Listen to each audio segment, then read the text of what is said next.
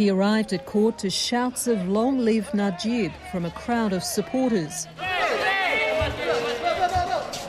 Wearing a mask and flanked by leaders from his UMNO party, Najib Razak looked relaxed as he entered the courtroom. It's 2 years since Malaysia's former Prime Minister was charged with corruption for his role in looting billions of dollars from the State Development Fund 1MDB that he'd helped to set up. Hundreds of millions of dollars ended up in Najib's personal bank account. Prosecutors alleged he'd spent much of it on luxury goods, jewellery, watches and perfume that was later seized in a raid on his home.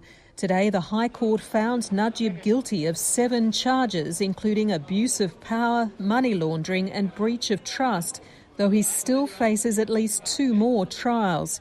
This guilty verdict is a landmark event for Malaysia because it is the first time that a person of such high political standing has ever been convicted. In his defence, Najib argued he'd been conned by the financier Joe Low, who was instrumental in setting up the 1MDB fund, but has since disappeared.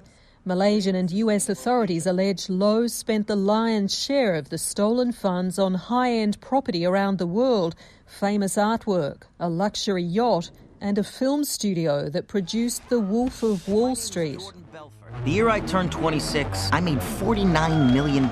The verdict is also a test for Malaysia's new Prime Minister Muhyiddin Yassin, who's spoken out against corruption but relied on Najib's party to form a ruling coalition in March. Najib could face decades in jail, but it's not known when he'll be sentenced. Anne Barker, ABC News.